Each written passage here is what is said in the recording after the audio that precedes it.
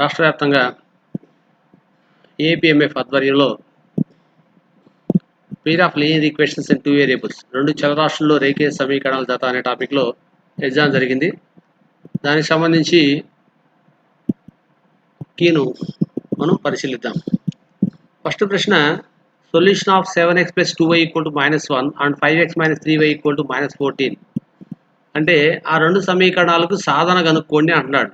సాధన అంటే ఇచ్చిన ఇక్కడ ఆల్టర్నేట్స్లో ఈ ఆల్టర్నేట్స్లో ఏవైతే ఉన్నాయో ఈ ఆల్టర్నేట్స్లో xy విలువలు అంటే x = 3 y = -1 అట్లా x = -1 y = -3 ఇట్లా ఆల్టర్నేట్స్ అన్నీ ఉన్నాయి కదా. ఇక్కడ ఈ ఆల్టర్నేట్స్లో ఏవైతే ఉన్నాయో ఇవి ఏవైతే ఈ రెండు సమీకరణాలను సాటిస్ఫై చేస్తాయో ఆ xy విలువల్ని సాధన అంటాం. సబ్స్టిట్యూట్ చేసి చూసుకోవచ్చు. అంటే x బదులు 3 y బదులు -1 ఫస్ట్ ఆప్షన్ అయితే చూద్దామా. x = 3 పెడితే ఎంత 21 అంటే నేను ఈ ఈక్వేషన్ తీసుకున్నాను, ఫస్ట్ ఈక్వేషన్ని 21 ప్లస్ y = -1 అంటే ఎంత అండి 2 × -1 2 × -1 అంటే -2 ఈక్వల్ టు ఎంత వచ్చింది 21 - 2 అంటే -1 అంటే ఈక్వల్ టు -1 వస్తే అది సాటిస్ఫై చేసినట్టు, ఎందుకంటే ఇక్కడ -1 ఉంది కాబట్టి. కానీ ఇక్కడ -1 రాలేదు మనకి. ఎంత వచ్చిందంటే 19 వచ్చింది. కాబట్టి ఇది సాధన కాదు. అట్లే దీంట్లో సబ్స్టిట్యూట్ చేయండి ఈ xy విలువల్ని. 7 × -1 -7 ప్లస్ 2 × -3 -6 అంటే ఎంత -13 -1 రాలా కదా, అంటే ఇది కూడా సాధన కాదు. నెక్స్ట్ ఇక్కడ రండి, 7 × -1 x బదులు -1 ప్రతిక్షేపించండి. y బదులు ఎంత అండి 3 2 × 3 6 అంటే ఎంత -1 అంటే ఇది సమాధానం కావచ్చు, ఎందుకంటే రైట్ హ్యాండ్ సైడ్ -1 ఉంది కాబట్టి. అట్లే నాలుగోది రండి, x = 1 అండి అంటే 7 × 1 7 y అంటే 3 కదా 2 × y అంటే 2 × 3 6 ఎంత వచ్చింది 13 -1 రాలేదు -1 రాలేదు కనుక ఇది సాధన కాదు. అంటే సమాధానం x = -1 y = 3. దీన్ని ఒకవేళ ఎగ్జామ్లో 2 మార్క్స్ సాల్వ్ చేయాలంటే ఎట్లా సాల్వ్ చేయొచ్చు, ఎలిమినేషన్ మెథడ్లో సాల్వ్ చేయొచ్చు. ఎలిమినేషన్ మెథడ్ అంటే ఏం చేస్తామంటే ఇక్కడ 2y ఉంది కదండి, ఇది ఈ 2y, అట్లే ఇక్కడ 3y ఉంది కదా ఈ 3y, ఈ రెండింటిని ఈక్వల్ చేసుకుందాం అంటే వైని ఎలిమినేట్ చేయడానికి. అట్లే ఎక్స్ని ఎలిమినేట్ చేయాలంటే ఎక్స్ టర్మ్స్ని ఈక్వల్ చేసుకోవాలి. ఇక్కడ నేను వైని ఎలిమినేట్ చేయాలనుకున్నాను అనుకుంటే వై టర్మ్స్ని ఎలిమినేట్ చేస్తాను, వై టర్మ్స్ని ఈక్వల్ చేస్తాను. దానికోసము ఈ ఈక్వేషన్ 1 అనుకుంటాను, ఈ ఈక్వేషన్ని 2 అనుకుందాం.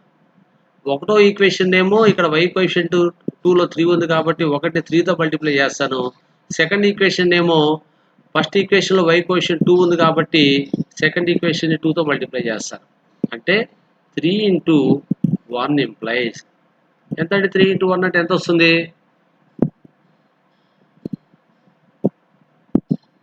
7 3 21 21x ప్లస్ 3 6 ఈక్వల్ టు 3 1 3 -3. అట్లే 2 × 2 సెకండ్ ఈక్వేషన్ 2తో మల్టిప్లై చేయండి సెకండ్ ఈక్వేషన్ని 10x - 6y ఈక్వల్ టు -28. ఇక్కడ +6y -6y కాబట్టి రెండు వ్యతిరేక గుర్తులు కాబట్టి కలిపేద్దాం. అప్పుడేముంది +6y -6y cancel. 21x 10x ఎంత అయింది 31x ఈక్వల్ ఇక్కడ కూడా -3 -28 యాడ్ చేస్తే -31. That implies x equal to -31/31 అంటే క్యాన్సిల్ కొడితే ఎంత వస్తుంది 31 1 31 31 1 31 క్యాన్సిల్ అయిపోయింది. So we get -1. ఈ x ఈక్వల్ టు -1 తీసుకెళ్ళి ఈ ఫస్ట్ ఈక్వేషన్లో సబ్స్టిట్యూట్ చేస్తాను. 7 × -1 అంటే -7 plus 2 × y 2y equal to -1 ఎంతండి 2y ఈక్వల్ టు -1 ప్లస్ 7 అంటే -7 ఇట్లా పోతే +7 అయింది అంటే ఎంత 6 వచ్చింది. 2y ఈక్వల్ 6 అంటే y ఈక్వల్ ఎంత 6/2 అంటే ఎంత అంటే y ఈక్వల్ టు 3 అంటే x వాల్యూ -1 y వాల్యూ 3 అని తెలిసింది. ఓకేనా. ఏ నోట్స్ కావాలి రాసుకోండి. ఇదే మోడల్స్ రేపు ఎగ్జామ్లో కూడా వచ్చే అవకాశం ఉంది కాబట్టి పిల్లలు శ్రద్ధగా నోట్స్ రాసుకుంటారని చెప్పి ప్రాక్టీస్ చేస్తారని చెప్పి అనుకుంటున్నాం. ఆన్లైన్ క్లాసులకి అందరూ కూడా అలవాటు అవ్వాలి. తోటి మిత్రులకు కూడా సహాయం చేస్తూ ఆన్లైన్ క్లాసుల పట్ల వాళ్ళందరూ కూడా ఇంట్రెస్ట్ కలిగేటట్లుగా ప్రయత్నం చేస్తే వారికి కూడా మీరు సహాయం చేసిన వాళ్ళు అవుతారు. ఎందుకంటే ఈ కోవిడ్-19 కారణంగా పాఠశాలలు జరిగే పరిస్థితి కనిపించట్లేదు కాబట్టి పాఠశాలలో బోర్డుల పైన ఏవైతే చెప్తున్నారో అవే ఇక్కడ మనం చెప్తున్నాం కనుక నాతో పాటు నా మిత్రులు చెప్పే అనేక రకాల క్లాసులన్నింటినీ కూడా మీకు ఏవైతే ఉపయోగమో ఆ క్లాసుల్ని గుర్తుపెట్టుకొని ఆ ఛానల్స్ ఫాలో అవుతూ నోట్స్ రాసుకుంటూ మంచి విద్యార్థులుగా తయారవ్వాలని చెప్పి కోరుకుంటున్నాను. నెక్స్ట్ క్వశ్చన్ పోతాం.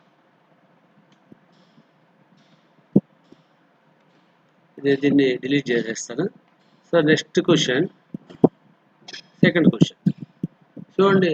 సెకండ్ క్వశ్చన్లో పి యొక్క ఏ విలువకు క్రింది రెండు చలరాశుల్లో రేఖీయ సమీకరణాలు 6x + 2y = 4, 15x + 5y = p కు సాధన ఉండదు అన్నారు. అంటే for what value of p the system of linear equations has no solution.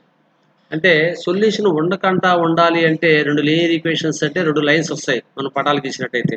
Solution ఉండకుండా ఉండాలంటే ఆ రెండు లైన్స్ ఎట్లా ఉండాలంటే ఈ విధంగా ప్యారలల్గా ఉండాలి. ప్యారల్ లైన్స్కి మాత్రమే కామన్ పాయింట్ ఉండదు.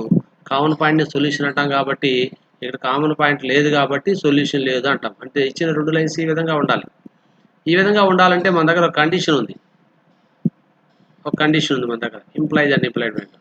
ఆ కండిషన్ ఏంటంటే ఎక్స్ గుణకాల యొక్క భిన్నం అంటే a1/a2 = y గుణకాల యొక్క భిన్నం అండి, నిష్పత్తి అంటే b1/b2 c1/c2 కాదు, నాట్ ఈక్వల్ టు c1/c2. ఒకవేళ ఈక్వల్ టు c1/c2 అంటే ఏమవుతుంది, రెండు లైన్స్ ఏకీభవిస్తాయి. ఏకీభవించినప్పుడు అనంతమైన సాధనలు ఉంటాయి కాబట్టి ఇక్కడ నాట్ ఈక్వల్ టు c1/c2 అని రాయాలి. ఇప్పుడు ఏమవుతాయంటే ఎక్స్ గుణకాల నిష్పత్తి y గుణకాల నిష్పత్తి సమానమైనప్పుడు ఆ xyల పార్ట్ రెండు ఈక్వేషన్లు సమానమైనప్పుడు అంటే ఆ xyల పార్ట్ సంబంధించిన గుణకాల నిష్పత్తులు సమానమైనప్పుడు ఖచ్చితంగా రెండు లైన్స్ ప్యారలల్గా ఉంటాయి. ప్యారలల్గా ఉన్నప్పుడు సొల్యూషన్ ఉండదు. మరి చూద్దాం. ఇక్కడ ఇచ్చిన ఈక్వేషన్స్ గమనించినట్టయితే ఎంతండి, 6/15 = 2/5 నాట్ ఈక్వల్ ఎంత రావాలి, 4/p. ఇది క్యాన్సిల్ చేయండి. 3 రోజుల 3 5 2/5 వచ్చింది. 3 రోజుల 3 5 అంటే 2/5 not equal to 4/p. Cross చేయండి. 2p ఈక్వల్ ఎంత అండి, 2p నాట్ ఈక్వల్ టు 5 × 4 అయితే 20 అంటే p నాట్ ఈక్వల్ టు 20/2 అంటే 10 అంటే p 10 మాత్రం కాకూడదు.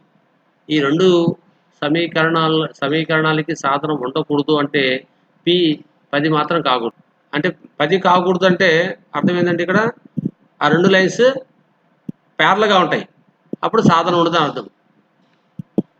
p 10 అయింది అనుకోండి, అప్పుడు ఆ రెండు లైన్స్ కోయిన్సైడ్ అయిపోతాయి, అంటే అనంతమైన సాధనలు అవుతాయి, రెండు రేఖలు ఏకీభవిస్తాయి కాబట్టి. సో p 10 కాకూడదు అంటే ఇక్కడ 6 10 కాలేదు, ఇది సమాధానమే. 6 అండి 5 అండి 10 కాలేదు, ఇది కూడా సమాధానమే. -2 10 కాలేదు, ఇది సమాధానం. అంటే సమాధానము all p not equal to 10. 10 కానటువంటి ఏ p విలువకైనా కూడా ఆ రెండు సమీకరణాలు సమాంతరాలు అవుతాయి కాబట్టి సమాధానం ఇక్కడ ఆల్ అని చెప్పడం జరిగింది. చూడండి, ఇక్కడ ఆశ రేటా కంటే 5 ఏళ్ళు పెద్దదంట. 5 ఏళ్ల క్రితం ఆశాకి రేటా కంటే 2 రెట్లు వయసు ఎక్కువ. వారి ప్రస్తుత వయసును కనుక్కోండి. ఆశ is 5 years older than Rita. 5 years ago, Asha was twice as old as Rita was. Then find their present ages అన్నాడు. నేను ఆశ రేటా కంటే 5 ఏళ్ళు పెద్దది కదా, కానీ రేటా అంటే నేను 6 అనుకుంటాను కొద్దిసేపు. రేటా అంటే 6 అండి. 6 ఏజ్ నేను x years అనుకుందాం. ఆశ ఏజ్ ఎంత ఉండాలి, 5 ఏళ్ళు పెద్దది ఆశ రేటా కంటే, అంటే ఆటోమేటిక్గా ఎక్స్కి 5 యాడ్ చేయాలి. ఆశ వయసు x + 5 years. తర్వాత వాడు చెప్పాడు 5 years ago, 5 ఏళ్ల క్రితం. 5 years ఏగో 5 ఏళ్ల క్రితం రీటా ఏజ్ ఎంత ఉంటుంది? ఎక్స్‌లోంచి 5 తీసేయాలి కదా! X minus 5 years. అదేవిధంగా ఆశా ఏజ్ ఎంత ఉంటది? ఆమె ప్రెజెంట్ ఏజ్ ఎంతుందో దాంట్లోంచి కూడా 5 తీసేయాలి. ఎంతండి? 5, 5 క్యాన్సిల్ ఎక్స్ ఇయర్స్. అయితే 5 ఏళ్ల క్రితం ఏం జరిగిందంటే ఆశాకు రీటా కంటే 2 రెట్లు ఎక్కువ వయసు ఉందంట. అంటే ఆశా ఏజ్ ఈక్వల్ టు అంటే ఆశా ఏజ్ ఎంత ఇక్కడ? ఎక్స్. రీటా ఏజ్ ఎంత ఇక్కడ? X minus 5. దానికి 2 రెట్లంట. 2 into X minus 5 twice. Rita age కంటే ట్వైస్ ఉంది. అంటే ఇప్పుడు ఎంత వచ్చింది? X equal to 2x minus 10. ఈ మైనస్ 10 ఎట్లా తీసుకురండి? ప్లస్ 10 అవుతుంది. 2x minus X. 2x లోంచి ఎక్స్ పోతే ఎంత అండి? ఎక్స్. అంటే x equal to 10. X equal to 10 అంటే ఏమి? రీటా ఏజ్ 10 ఇయర్స్ అని అర్థం. అదేవిధంగా ఆశ ఏజ్ ఎంత అవుతుంది? దానికి ఒక 5 యాడ్ చేయాలి. అంటే ఎక్స్ ప్లస్ 5 అంటే x plus 5 equal to 10 plus 5 అంటే 15 ఇయర్స్. అంటే 10, 15 అంటే 15, 10. ఇది నెక్స్ట్ క్వశ్చన్ చూద్దాం. 4th question. Number of solutions of the system 30x minus 6y equal to 3, 10x plus 5y equal to 4. అంటే ఈ రెండు సమీకరణాలకు సమీకరణ వ్యవస్థ అనుకోవచ్చు అండి. లేదా సమీకరణాలకు డాష్ సాధనలు ఉంటాయి. ఎన్ని సాధనలు ఉంటాయి? సాధనలు ఎన్ని ఉంటాయి అనే విషయాన్ని మనం ఎట్లా చెప్పొచ్చు అంటే ఇంటర్సెక్ట్ అయితే ఏమో అంటే 2 లైన్స్ అండి. ఒక్కొక్క ఈక్వేషన్ ఒక లైన్ చూపిస్తుంది. ఇంటర్సెక్ట్ అయితే అంటే ఇట్లా ఉంటే ఇంటర్సెక్ట్ అయితే ఇన్ఈక్వి సొల్యూషన్ అంటే ఒకే కామన్ పాయింట్ ఉంటుంది కాబట్టి. అట్లే ప్యారలల్ అయితే నో సొల్యూషన్. అట్లే కోయిన్సైడ్ అంటే ఒకే లైన్ పైన ఇంకోటి గీస్తాం. 2 లైన్స్ అండి. 2 లైన్స్ అంటే 2 లైన్స్ ఒకదానిపైన ఒకటి ఉన్నాయి. అప్పుడు ఇన్ఫైనైట్ సొల్యూషన్స్. ఇది మన దగ్గర ఉండే 3 రకాల సందర్భాలు. అయితే ఈ 3 రకాల సందర్భాలు మనం వెరిఫై చేయడానికి మన దగ్గర కండిషన్స్ కూడా ఉన్నాయి. ఏంది కండిషన్స్? ఇన్ఈక్వి సొల్యూషన్ అన్నప్పుడు a1/a2 not equal to b1/b2 కావాలి. a1/a2 ఎంత ఇక్కడ? a1 అంటే ఎక్స్ కోఎఫిషియంట్ ఫస్ట్ ఈక్వేషన్లో 30/6 ఈక్వల్ టు సెకండ్ ఈక్వేషన్లో 30/10. a2 అంటే second ఈక్వేషన్లో X coefficient. b1 b2 అంటే ఫస్ట్ ఈక్వేషన్లో b1 వచ్చి -6 అంటే y కోఎఫిషియంట్.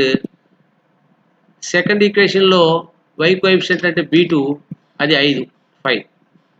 ఈ రెండు సమానమైనాయా? ఇదేమో 30/10 అంటే పాజిటివ్, -6/5 అంటే నెగిటివ్. పాజిటివ్ నెగిటివ్ ఎప్పుడు సమానం కావు కాబట్టి ఇవి నాట్ ఈక్వల్ టు అయినాయి. అంటే ఏకైక సాధన ఉంది. అయినా మిగతా విషయాలు కూడా మనం పరిశీలిద్దాం. ఒకవేళ నో సొల్యూషన్ అని ఎప్పుడు చెప్తామంటే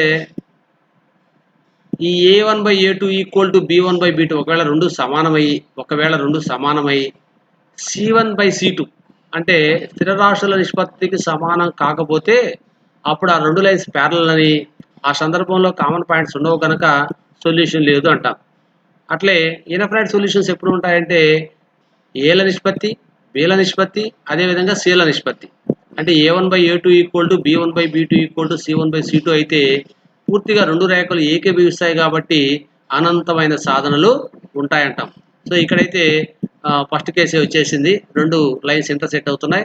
ఏల నిష్పత్తి, బీల నిష్పత్తి సమానంగా లేదు కాబట్టి దీనికి ఏకైక సాధన ఉంది. నెక్స్ట్ క్వశ్చన్ చూద్దాం. 2 చలరాశుల్లో రేఖీయ సమీకరణం యొక్క సాధనల సంఖ్య. Number of solutions of linear equation in 2 variables are అన్నాడు. అంటే ఒక లీనియర్ ఈక్వేషన్ ఇచ్చినప్పుడు ఎన్ని సొల్యూషన్స్ ఉంటాయని అడుగుతున్నాడు. ఒకే లీనియర్ ఈక్వేషన్ ఇస్తే నేను సపోజ్ ఒక ఎగ్జాంపుల్ రాస్తాను చూడండి. ఇక్కడ నేను x plus y equal to linear equation అండి సింపుల్గా 0 రాసేది, లేదంటే 0 రాస్తాను. X plus y equal 0.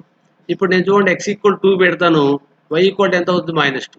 X equal 1 పెడతాను, వై వాల్యూ ఎంత అవుతుంది? -1. ఎక్స్ ఈక్వల్ 3 అయితే వై వాల్యూ -3. 4 అయితే ఎక్స్ వాల్యూ, వై వాల్యూ -4. రాసుకుంటూనే ఉండొచ్చా? ఆగిపోతాయి సొల్యూషన్స్. సో ఒక లీనియర్ ఈక్వేషన్ ఇచ్చినప్పుడు ఏ లీనియర్ ఈక్వేషన్ అయినా ఒకటే ఇచ్చినప్పుడు ఇన్ఫైనైట్ సొల్యూషన్స్ ఉంటాయి. 2 లీనియర్ ఈక్వేషన్స్ 2 వేరియబుల్స్ ఇచ్చినప్పుడు మనకు 3 రకాల సందర్భాలు వస్తాయని పై క్వశ్చన్లో చూసాం. అదే ఒకే ఈక్వేషన్ కానిస్తే దానికి ఖచ్చితంగా అసంఖ్యాకమైన సాధనలు ఉంటాయి. అంటే ఆన్సర్ ఏం చెప్పొచ్చు అంటే ఇక్కడ రిలవెంట్ ఆన్సర్ ఏముంది? గ్రేటర్ దాన్ 2 అన్నాం. అంటే 2 కంటే ఎక్కువ. ఉన్న సమాధానంలో ఇదే కరెక్టు. Greater than 2. దీన్ని ఎరేజ్ చేద్దాం. నెక్స్ట్ క్వశ్చన్కి వెళ్దాం. Which of these points is not on the line? Which of these points is not on the line a x plus b y plus c equal 0? క్రింది వాటిలో రేఖ a x plus b y plus c equal 0 పై లేని బిందువు ఏంది అని అడిగాడు. ఉన్న బిందువు అంటే సాటిస్ఫై చేయాలి కదా. మరి ఏదైతే సాటిస్ఫై చేయదో అది లేని బిందువు లెక్క. నేను ఫస్ట్ పాయింట్ సబ్స్టిట్యూట్ చేసి చూస్తాను. చూడండి, దీన్ని సాటిస్ఫై ఇది చెక్ చేస్తున్నాను. ఫస్ట్ పాయింట్ అండి, x equal 0, y value minus c by b ఇచ్చిన ఈక్వేషన్ ఇది. ఈ ఈక్వేషన్లో ఎక్స్ వాల్యూ 0 పెట్టండి. ఏ ఇంటూ 0 0, బి వాల్యూ ఎంత అండి? B into minus c by b. అంటే ఇక్కడ బీబీ క్యాన్సిల్ కదా, ప్లస్ సి. బీబీ క్యాన్సిల్ అయితే ఎంత మిగిలింది? Minus c. Minus c plus c equal to 0. Minus c plus c అంటే 0 అనే కదా. 0 ఈక్వల్ టు 0 అంటే ఇది సాటిస్ఫై చేస్తుంది. అంటే ఈ బిందువు ఆ రేఖ పైన ఉంది, కానీ లేని బిందువు అడిగాడు. అట్లే దీన్ని చూద్దాం. అంటే ఇది సమాధానం కాదు ఫస్ట్ది. అయితే రెండవది చూద్దాం. X equal to minus c by a substitute చేయాలి. ఏ ఇంటూ ఎక్స్ అంటే మైనస్ సి బై ఏ, ఇక్కడ a a cancel, plus b y. Why అంటే ఎంత? 0. బి ఇంటూ 0 0 అయిపోయింది. Plus c equal to 0.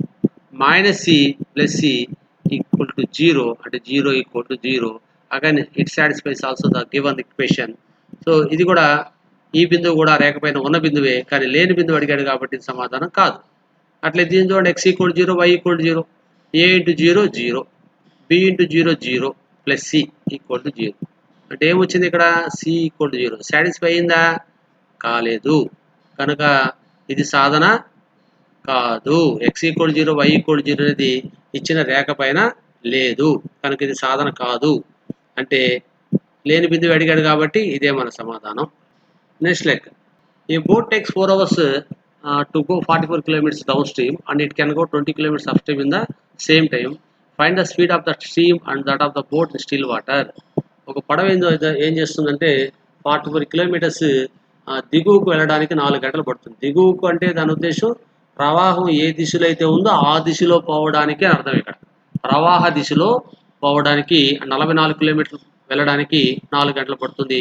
మరియు అదే సమయంలో, అంటే అదే 4 గంటల సమయంలో 20 కిలోమీటర్స్ మాత్రమే ఎగువకు ప్రయాణం చేసింది. ఎగువ కంటే ప్రవాహానికి ఎదురుగా ప్రయాణం చేసింది అర్థం. ఇప్పుడు స్థిరమైన నీటిలో ప్రవాహం మరియు పడవ వేగాన్ని కనుక్కోండి అన్నాడు. సో స్టిల్ వాటర్లో మనం ఇక్కడ స్ట్రీమ్ అంటే ప్రవాహం యొక్క వేగాన్ని x km/h అనుకుందాం. అట్లే స్ట్రీమ్ యొక్క ప్రవాహం అంటే స్ట్రీమ్ అని, ఈ స్ట్రీమ్ యొక్క వేగాన్ని x కిలోమీటర్లు అనుకుందాం. x km/h అనుకుందాం. ఓకేనా? అట్లే బోట్ యొక్క వేగాన్ని y km/h అనుకుందాం. అట్లే ఇక్కడ ఇంకో సూత్రాన్ని గుర్తు చేసుకోవాలి మనం. Speed equal to distance by time. అంటే టైం ఈక్వల్ టు ఏమవుతుంది? Time equal to distance by speed. ఇది మనకు అవసరము. సో దీన్ని గుర్తుపెట్టుకోవాలి. ఇప్పుడు దిగువకు వెళ్ళడానికి 4 గంటలు టైం పడుతుందని చెప్పాం కదా, దాని గురించి రాద్దాం. దిగువకు వెళ్ళడానికి అంటే డౌన్ స్ట్రీమ్లో పడవ వేగం ఎట్లుంటుందో ఒకసారి చూద్దాం. ముందు డౌన్ స్ట్రీమ్లో పడవ యొక్క వేగం ఎంత అవుతుందంటే, స్టిల్ వాటర్లో బోట్ యొక్క స్పీడ్ y, ప్రవాహ వేగం వచ్చి x కిలోమీటర్లు గంటకి. డౌన్ స్ట్రీమ్లో ఏమవుతుందంటే పడవ యొక్క వేగం ఆ ప్రవాహ వేగాన్ని కూడా కలుపుకొని ప్రయాణం చేస్తుంది. అంటే బోట్ యొక్క స్పీడ్ వచ్చి స్పీడ్ ఆఫ్ బోట్ ఎంత అవుతుందంటే x+y కిలోమీటర్లు అవుతుంది. x+y కిలోమీటర్స్ డిస్టెన్స్ ఎంత అవుతుందంటే x+y కిలోమీటర్స్. ఇక్కడ ఈ సూత్రాన్ని గుర్తుపెట్టుకోండి. Speed equal to distance by time అన్నాం కదా. డౌన్ స్ట్రీమ్ అంటే speed of boat equal to down స్ట్రీమ్లో బోట్ యొక్క స్పీడ్ ఎంత అయింది? x+y km/h. అంటే ఇది వేగమే. స్పీడ్ యొక్క ఫార్ములా ఆల్రెడీ మన దగ్గర ఉంది కదా. స్పీడ్ యొక్క ఫార్ములా ఏమి? Distance by time. సో ఇక్కడ x+y km/h అంటే డిస్టెన్స్ ఎంత అయింది? ఇక్కడ డిస్టెన్స్ వచ్చి 44 కిలోమీటర్స్. టైం ఎంత టైం ప్రయాణం చేసింది? 4 hours. అంటే x plus y equal to 44/4 అంటే ఎంత వస్తుందంటే 11. X plus y equal to 11 ఇది ఒక ఈక్వేషన్ అనుకుందాం.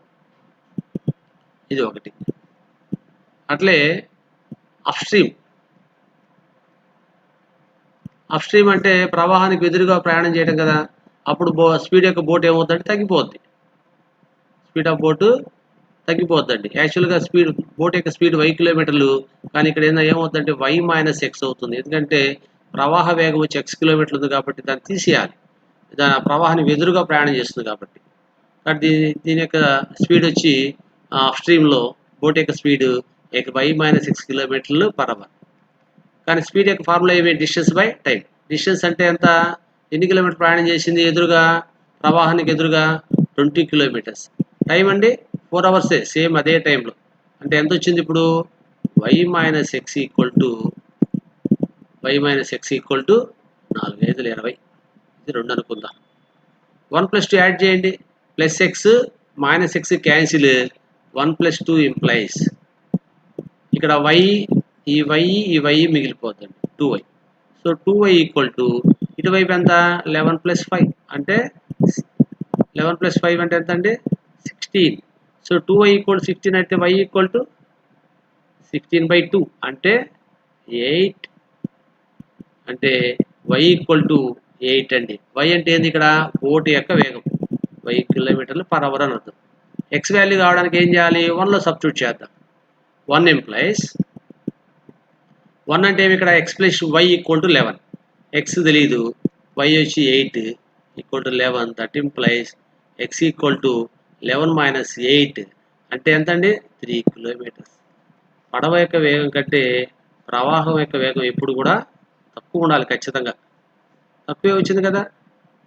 ఒకవేళ ప్రవాహ వేగం ఎక్కువైతే, పడవ వేగం కంటే ప్రవాహ వేగం ఎక్కువైతే ఏమవుతుందో ఒకసారి ఆలోచించండి. రైట్. అసలు పడవ ముందుకే వెళ్ళదు. ప్రవాహ వేగం ఎక్కువైపోతే పడవ వేగం కంటే పడవ ప్రయాణము వీలు పడదు. పడవ అసలు ప్రయాణించకుండానే ఆగిపోతుంది లేదా వెనక్కి వెళ్ళిపోతుంది. క్లియర్. నెక్స్ట్ క్వశ్చన్ చూద్దాం. మ్యాచ్ ద ఫాలోయింగ్, క్రింది వాటిని జతపరచండి అని అడగండి. 2 లైన్స్ ఇచ్చాడు ఇక్కడ. ఈ 2 లైన్స్ చాలాసార్లు డిస్కస్ చేసాం పై క్వశ్చన్లో కూడా. 2 లైన్స్ ఇక్కడ ఇంటర్సెక్ట్ అవుతున్నాయండి. ఇంటర్సెక్ట్ అయినప్పుడు ఏమవుతుంది? ఏకైక సాధన, అంతే కదా. ఈ ఉమ్మడి బిందువునే మనం సాధన అని అంటున్నాం. ఉమ్మడి బిందువు ఎన్ని ఉన్నాయి ఇక్కడ? కట్ అయినప్పుడు ఒకే ఒక ఉమ్మడి బిందువు ఉంది. ఈ ప్లేస్లో ఎన్ని ఉమ్మడి బిందువులు ఉన్నాయండి? ఒకే ఒక ఉమ్మడి బిందువు ఉంది కాబట్టి ఏకైక సాధన ఉంటుంది. ఇక్కడ 2 లైన్స్ గమనించండి. ఈ 2 లైన్స్ ఏమైనాయి? 2 లైన్స్ ఒకదానొకటి ఏకీభవించాయి కనుక ప్రతి పాయింట్ కామన్ పాయింట్ అయిపోతుంది. కాబట్టి ప్రతి పాయింట్ కూడా లైన్ల పైన ఉండేటువంటి, అంటే ఫస్ట్ లైన్ పైన ఉన్న పాయింట్ కానీ సెకండ్ లైన్ పైన ఉన్న పాయింట్ కానీ, ఫస్ట్ లైన్ పైన ఉన్న ప్రతి పాయింట్ సెకండ్ లైన్ పైన ఉంటుంది, సెకండ్ లైన్ పైన ఉన్న ప్రతి పాయింట్ ఫస్ట్ లైన్ పైన ఉంటుంది. కాబట్టి ప్రతి పాయింట్ ఆ లైన్, ఆ 2 లైన్లో ఏ లైన్ పైన తీసుకున్న ప్రతి పాయింట్ ఆ వ్యవస్థకి ఒక సాధన అవుతుంది కనుక అసంఖ్యాకమైన సాధనలు ఉంటాయి. ఈ సందర్భంలో గమనిస్తే 2 లైన్లు సమాన దూరంలో ప్రయాణం చేస్తున్నాయి. అంటే ఇవి సమాంతర రేఖలు. ఎక్కడా కూడా ఉమ్మడి బిందువు వచ్చే అవకాశమే లేదు. అంటే వీటికి సాధన ఉండే అవకాశం లేదు. No solutions. నెక్స్ట్ క్వశ్చన్కి వెళ్దాం. ఓకేనండి. 2 చలరాశుల్లో రేఖీయ సమీకరణం యొక్క సాధారణ రూపం కానిది ఏంది అన్నాడు. కానిది not a general form of linear equation in 2 variables.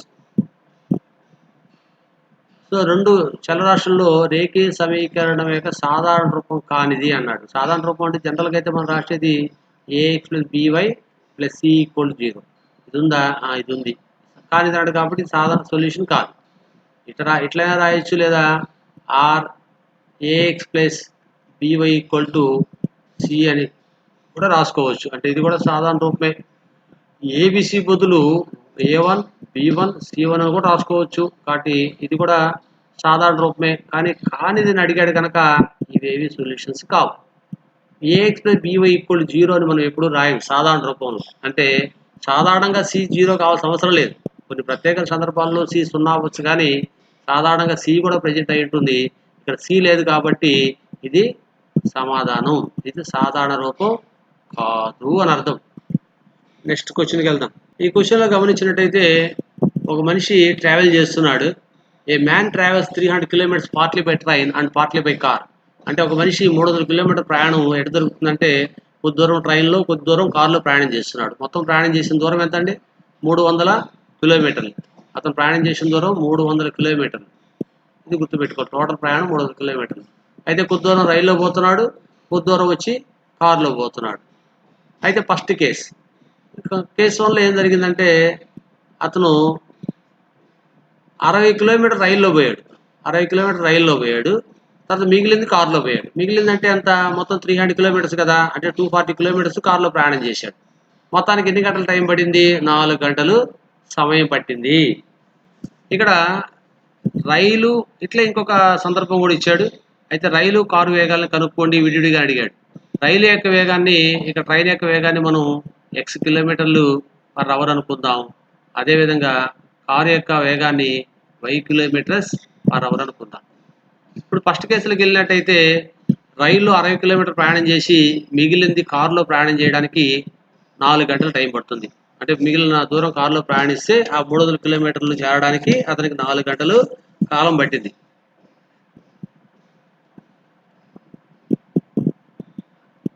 Speed equal to formula ఏమి? Speed equal to distance by time. అంటే time equal to distance by speed. Okay. 60 కిలోమీటర్లు ప్రయాణం చేయడానికి ఎంత టైం బట్టి ఉంటుంది? 60 కిలోమీటర్లు ప్రయాణం చేయడానికి ఎంత టైం అంటే అతను ప్రయాణించిన దూరము, డిస్టెన్స్ బై స్పీడ్.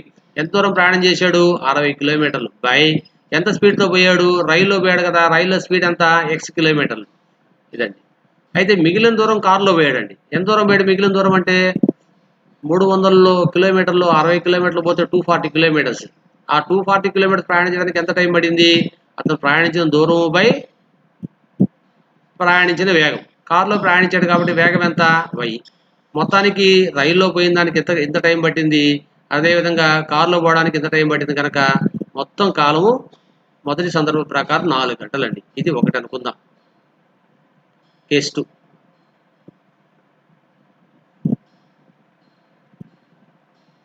ఈసారి ఇతను ఏం చేశాడంటే రైల్లో 100 కిలోమీటర్లు పోయాడు. మిగిలింది కారులో ప్రయాణించాడు. అంటే మిగిలిందంటే 200 కిలోమీటర్లు. మొత్తానికి అతను 4 గంటల 10 నిమిషాలు టైం పడింది. అంటే ఇక్కడ 10 నిమిషాలు ఎక్కువ సమయం తీసుకున్నాడు అని ఇచ్చారు. అందుకని మామూలుగా అయితే 4 గంటలు పడేది 4 గంటల 10 నిమిషాలు పడింది. ఓకే. ఇప్పుడు 100 కిలోమీటర్లు ప్రయాణించడానికి ఎంత టైం పడి ఉంటుంది? అతను ప్రయాణించిన దూరంపై ప్రయాణించిన వేగం. ప్రయాణించిన వేగం ఎంత? రైల్లో పోయాడు కాబట్టి x కిలోమీటర్లు పర్ అవర్ ప్లస్ మిగిలింది కారులో పోయాడు. మిగిలిన దూరం ఎంత? 200 కిలోమీటర్లు. దానికి ఎంత టైం పడింది? అతను ప్రయాణించిన దూరం 200 కిలోమీటర్లపై ప్రయాణించిన వేగం. ప్రయాణించిన వేగం ఏమి? కారులో ప్రయాణించాడు కాబట్టి వేగం ఎంత? y. మొత్తానికి ఎంత టైం పడింది? 4 గంటల 10 నిమిషాలు. 4 గంటల 10 నిమిషాలు అంటే ఏందో పక్కన రఫ్లో రాసి చూసుకుందాం. 4 గంటలు ప్లస్ 10 నిమిషాలు. ఇది 4 గంటలండి. ఓకే. 4 అవర్స్ ప్లస్ 10 నిమిషాలు. 10 నిమిషాలు అంటే ఏం రాయొచ్చు? ఒక్క నిమిషం అంటే 60 మినిట్స్ అంటే 1 అవర్ అండి. అప్పుడు 1 మినిట్ ఈక్వల్ ఏం రాయొచ్చు? 1/60 అవర్ అని రాయొచ్చు. అప్పుడు 10 మినిట్స్ అంటే 10/60 అవర్ అని రాయొచ్చు. ఇప్పుడు 2 అవర్స్ అయిపోయినాయి కనుక 0 0 క్యాన్సిల్. ఇక్కడ 4 1/6. 4 + 1/6 అవర్స్ అండి. 4 + 1/6 అవర్స్ అంటే ఎంత వస్తుంది? 4 × 24, 24 1 25, 25/6 గంటలండి. 4 గంటల 10 నిమిషాలు అంటే 25/6 గంటలు. అంటే ఇక్కడ 25/6 అని రాసుకుందాం. ఇప్పుడు ఈ రెండిట్లోంచి ఏదో దాన్ని ఎలిమినేట్ చేయాలి. ఇక్కడ నేను ఎక్స్ని ఎలిమినేట్ చేస్తాను. ఎక్స్ని ఎలిమినేట్ చేయడానికి ఈ ఎక్స్ టర్మ్స్ని ఈక్వల్ చేసే ప్రయత్నం చేస్తాను. దానికోసం ఎక్స్ని ఇక్కడ ఫస్ట్ ఈక్వేషన్ని ఇక్కడ 60 ఉంది కదా, నేను 6 5 30 అంటే 5తో మల్టిప్లై చేస్తాను. 5 × 1 ఇంప్లైస్ ఎంత అయిందండి? మొత్తం ఒకటో ఈక్వేషన్ 5తో మల్టిప్లై చేశాను. 300/x. ఇది ఎంత అండి? 5 0 0 5 4 20 5 2 10 1200 అయిందండి. బై y 5 4 20 అయిపోయింది. అట్లే రెండో ఈక్వేషన్ని ఇది కూడా 100/xని 300/xగా మార్చాలి కాబట్టి రెండో ఈక్వేషన్ ఏం చేస్తానంటే 3తో మల్టిప్లై చేస్తాను. దీన్ని కూడా implies 300/x plus 3 6 600/y equal to 75. 25 3 75/6 తీసేయండి. తీసేసినప్పుడు ఏమవుతుంది? గుర్తులు మారిపోతాయి. Minus, minus, minus. ఇది క్యాన్సిల్. 1200 నుంచి 600 పోతే ఎంతండి? 600/1000. ఇదెంత ఇది? 20 మైనస్ 75/6. ఇది ఎల్సిఎం కట్టండి ఎంత వస్తుందో? 6, 6 12, 120. 120లో 75 పోతే ఎంత? 120లో 75 పోతే ఎంతండి? రాద్దామేడా? ఓకే. చూడండి ఎంత వచ్చింది? 45. 45/6. 600/1000 ఈక్వల్ టు 45/6 అంటే ఎంత వస్తుంది? క్రాస్ చేయండి. ఇది క్యాన్సిల్ అవుద్ది ఇంకా కూడా. సరే ఇప్పుడు చూద్దాం. 45 y ఈక్వల్ టు ఎంతండి? 600 × 6. ఈ y ఇట్లా 45 ఎట్లా వచ్చిందంటే ఇక్కడ రాసేదే లేదు, ఇక్కడ రాస్తాను. ఈ చిన్న క్యాలిక్యులేషన్ ఇక్కడ రాస్తాను, ప్లేస్ ఉంది. ఇది రౌండప్ చేసేస్తాను. ఓకే. ఇప్పుడు చూడండి, y ఈక్వల్ టు 600 × 6/45. 3 రోజుల 3 ఒకట్ల 3 5ల 15. 15 ఒకట్ల 15, 15 4ల 60, 40 అయింది. అంటే y ఈక్వల్ ఎంత వచ్చిందండి? 40 × 2 అంటే 80. అంటే y అనేది ఏంటి ఇక్కడ? కారు యొక్క వేగం. అంటే y అంటే కారు వేగం, అంటే కార్ స్పీడ్ 80 km/h అని వచ్చేసింది. మరి x వాల్యూ కావాలి కదా, 1లో సబ్స్టిట్యూట్ చేయండి.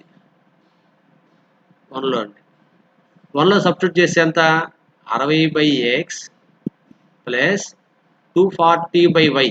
240/y అంటే ఎంత? 80 ఈక్వల్ టు 4. 0 0 క్యాన్సిల్. 8 ఒకట్ల 8 3ల అంటే 60/x ఈక్వల్ ఎంత వచ్చిందండి? 4 మైనస్ 3. 3 ప్లస్ 3 ఎట్లా పోతే -3 అంటే ఎంత? 1. అంటే x ఈక్వల్ ఎంత? 60. అంటే 60 km/h వచ్చింది. అర్థమైందా? అంటే కారు యొక్క వేగం 80 km/h, అదే రైలు యొక్క వేగం 60 km/h. ఇదండి. ఇక్కడ మీరు గమనించినట్టయితే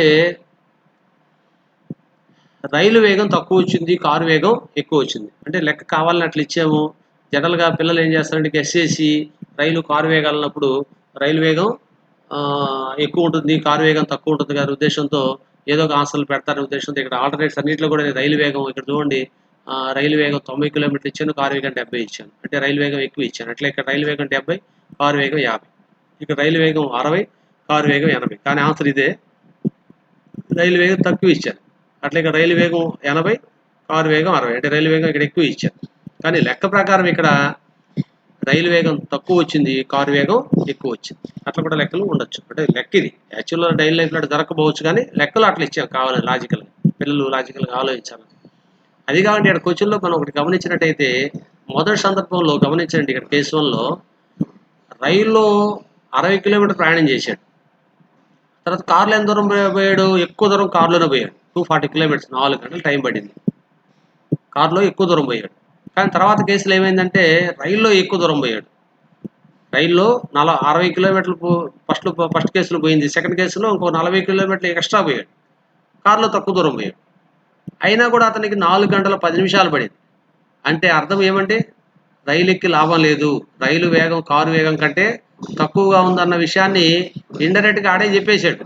అంటే లెక్క చేయకనే కూడా ఇక్కడ సమాధానాన్ని ఆల్టర్నేట్స్లో మనం ఈ సమాధానాన్ని గుర్తించే అవకాశం ఉంది ఇక్కడ. అది కూడా పిల్లలు గమనించాలి. నెక్స్ట్ క్వశ్చన్కి వెళ్తాం.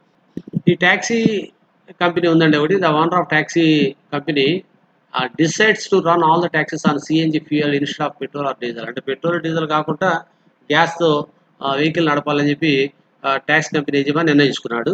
నగరంలో ట్యాక్సీ ఛార్జీలు, స్థిర ఛార్జీలతో పాటు దూరానికి ఛార్జీలు ఉంటాయి. జనరల్గా మీకు తెలిసిందే కదండి, ఏదైనా మనం ట్యాక్సీ ఎక్కినప్పుడు ఫిక్స్డ్ ఛార్జీ ఉంటుంది. అంటే నువ్వు ఎంత దూరం అన్నా ప్రయాణం చేయి, ఫిక్స్డ్ ఛార్జ్ ఇవ్వాలి.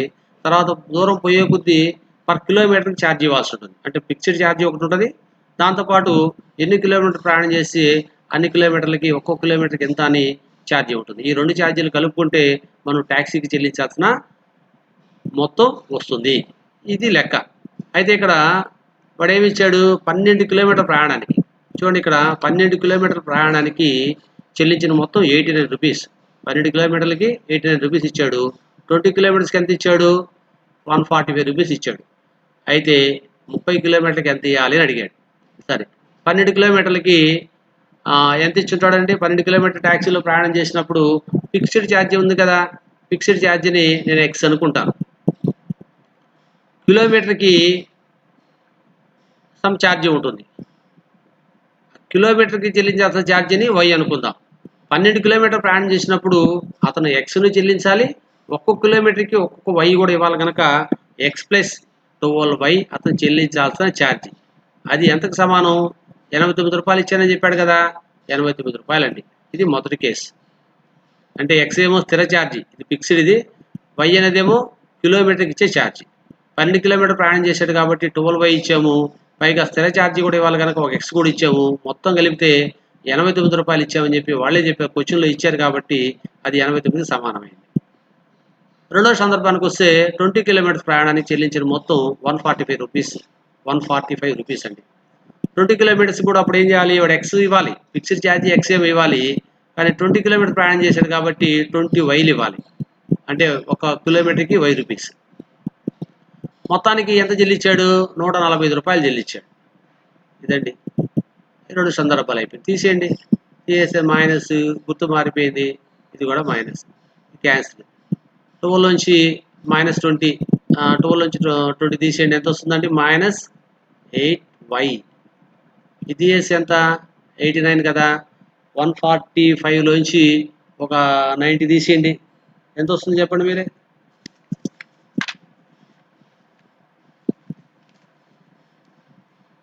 56. Very good, 56. అయితే ప్లస్ కాదు, ఏమొచ్చింది? -56. అంటే y ఈక్వల్ ఎంత? -56/8. 8 ఏళ్ళ 56. అంటే y value, sorry, minus cancel అండి. -y8 కదా వచ్చింది ఇక్కడ, వాట్ ఇది ప్లస్ అయిపోయింది. 8 ఒకట్ల 8 ఏళ్ళ అంటే y ఈక్వల్ టు 7 అండి. ఇది ఫస్ట్ ఈక్వేషన్ అనుకోండి. మళ్ళీ 1 ఇంప్లైస్ 1లో మనం y వాల్యూ సబ్స్టిట్యూట్ చేద్దాం. x plus 12 × 7 equal to 89. ఎంత అండి 12 × 7 అంటే 7 14, 7 ఒకట్ల 7 అంటే 84. Very good. అంటే x ఈక్వల్ టు ఎంత? 89 - 84 అంటే x ఈక్వల్ టు 5 అండి. అంటే ఇది 5 రూపీస్. ఇది కూడా 7 రూపీస్. అంటే మొత్తానికి ఇప్పుడు 30 కిలోమీటర్స్ ప్రయాణం చేయాలనుకోండి. సపోజ్ అతను 30 కిలోమీటర్స్ ప్రయాణం చేయాలంటే ఎంత ఛార్జ్ ఇవ్వాల్సి ఉంటుంది? 30 కిలోమీటర్స్కి ఎక్స్ ప్లస్, ఫర్ 30 కిలోమీటర్స్ అతను ఇవ్వాల్సింది ఎక్స్ ప్లస్ 30y. ఎక్స్ అంటే ఎంత? ఎక్స్ అంటే 5 రూపీస్ ఇచ్చేయాలి. ఒక్కొక్క కిలోమీటర్కి 7 రూపాయలు అంటే 30 × 7 ఎంత అండి? 5 + 210 అంటే 215 రూపాయలు ఇవ్వాలి. ఆన్సర్ వచ్చింది కదా. నెక్స్ట్ లెక్క వద్దాం. 12th ప్రాబ్లం అండి. ఈ 12th ప్రాబ్లంలో కార్టీజియన్ తలంలో x - 8 = 0 అనేది క్రింది వాళ్ళలో దేన్ని చూపిస్తుంది? What does x - 8 = 0 represents in Cartesian plane అడిగాడు. x - 8 = 0. మనం కొద్ది గ్రాఫ్ను పరిశీలిద్దాం. ఇక్కడ నేను గ్రాఫ్ వేస్తా చూడండి. ఇప్పుడు ఇది x యాక్సిస్ అనుకుందాం, ఇది y యాక్సిస్ అండి. ఇది ఇది y యాక్సిస్ అంటే x = 0. ఇది x = 0. ఇదేమండి y = 0. దీని సమీకరణం x యాక్సిస్ సమీకరణం y = 0, y యాక్సిస్ సమీకరణం వచ్చి x = 0. ఇది ఆర్జిన్. తర్వాత ఇక్కడ x = 8 అన్నాడు. సపోజ్ ఇది 2, ఇది 4, ఇది 8 అనుకోండి. x = 8 అంటే ఇట్లా ఉంటుంది. అంటే దీని కూడా పోద్దండి. అంటే ఎట్లుంది x = 8 అనేది? x = 8 అనేది y యాక్సిస్కి ప్యారలల్గా ఉంటుంది. y యాక్సిస్కి ప్యారలల్గా ఉంటుంది.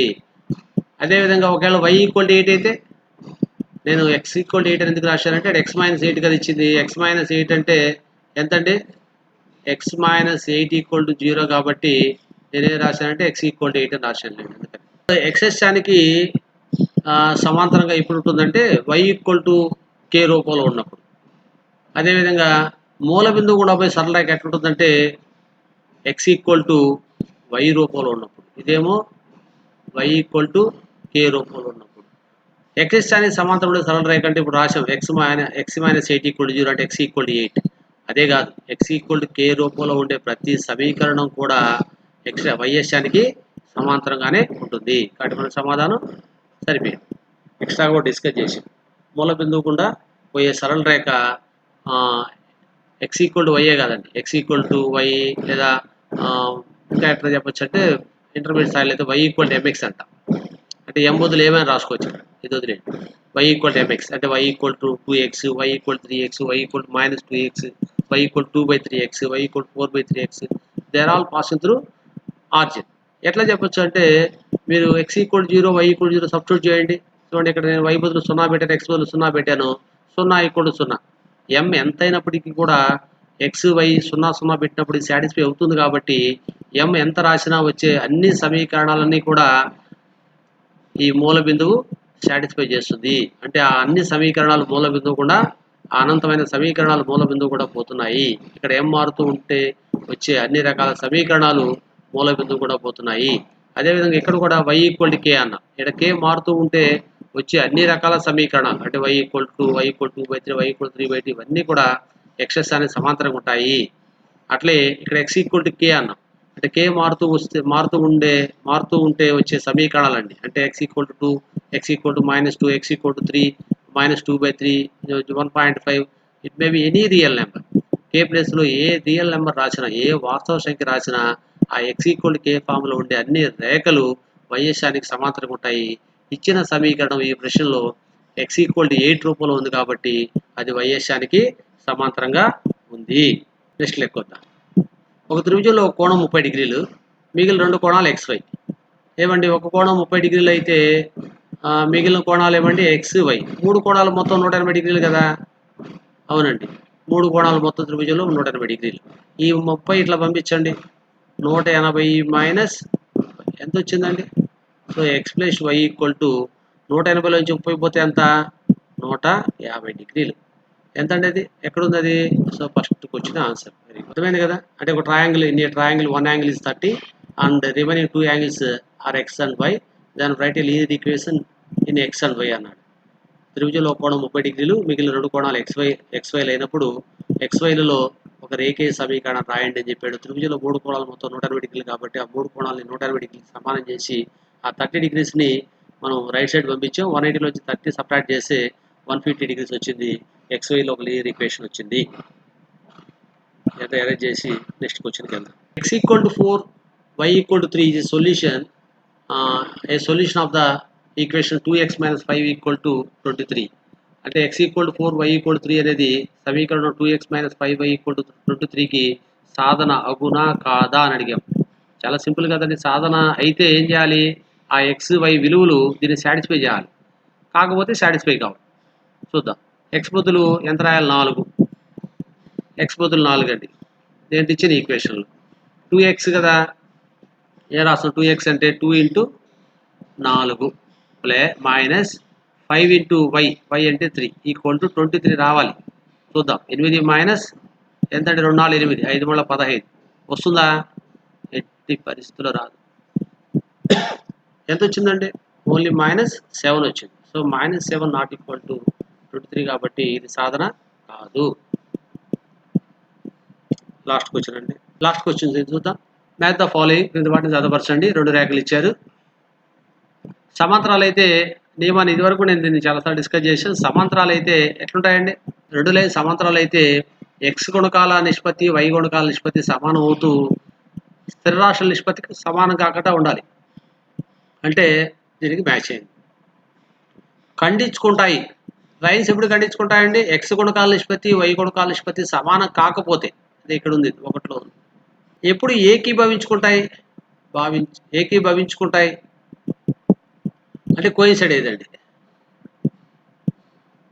ఏకీభవించుకుంటాయి. కోయిన్సైడ్ కావడం అంటే x గుణకాల నిష్పత్తి, y గుణకాల నిష్పత్తి, అట్లే స్థిర రాశుల నిష్పత్తి 3 నిష్పత్తులు కూడా ఏం కావాలి? ఒకదానికొకటి సమానం అయిపోవాలి. అంటే a1/a2 = b1/b2 = c1/c2. ఇట్లా అయినప్పుడు 2 రేఖలు ఏకీభవించుకుంటాయి. అప్పుడు అనంతమైన సాధనలు ఉంటాయి. ఖండించుకున్నప్పుడు ఒకే సాధన ఉంటుంది. సమాంతరంగా ఉన్నప్పుడు అసలు సాధనలే ఉండవు. అర్థమైంది కదా?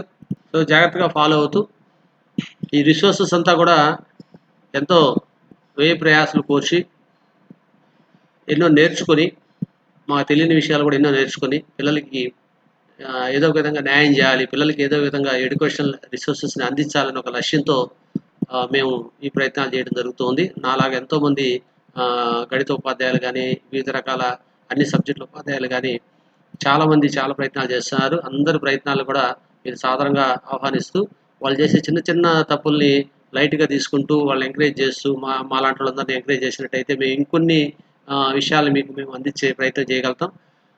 పిల్లలందరూ కూడా శ్రద్ధగా వింటూ మరికొంతమందికి చెప్తూ మీకేం కావాలో మీరు కామెంట్ రూపంలో తెలియజేసినట్టయితే మేము వాటిని తయారు చేసి పెట్టడానికి కూడా మేము సిద్ధంగా ఉన్నాం. ఎల్లవేళలా మీ గురించే మేము పిల్లల గురించి ఏదో చేయాలని తపనతో ఆలోచించే మిత్రులు చాలామంది ఉన్నారు. కాబట్టి మీకేం కావాలో మీరు కామెంట్ రూపంలో చెప్పినట్టయితే నేను చేయలేకపోతే నా మిత్రులకు ఆ విషయాలు తెలియజేస్తాను. ఎందుకంటే చాలామంది ఇట్లా రిసోర్సెస్ అందిస్తూ ఒక మంచి యువతరాన్ని తయారు చేయాలనే లక్ష్యంతో ముందుకెళ్తున్నారు. కాబట్టి వాళ్ళకి ఆ సమాచారాన్ని అందిస్తాం. వాళ్ళకొచ్చిన సమాచారం ఏదైనా వాళ్ళ వల్ల కాకపోతే మాకు అందజేస్తారు. అట్లా మేము షేర్ చేసుకుంటూ ఆహ్, రాబోయే యువతరానికంతా కూడా మంచి ఎడ్యుకేషన్ రిసోర్సెస్ అందించే ప్రయత్నంలో ఉన్నాం కాబట్టి, మేము చేసే చిన్న చిన్న వీడియో మేకింగ్‌లో చిన్న చిన్న మిస్టేక్స్ ఏమైనా ఉంటే తెలియజేస్తూ వాటిని లైట్‌గా తీసుకుంటూ మమ్మల్ని ఎంకరేజ్ చేస్తారని చెప్పి ఆశిస్తూ థాంక్ టు ఆల్.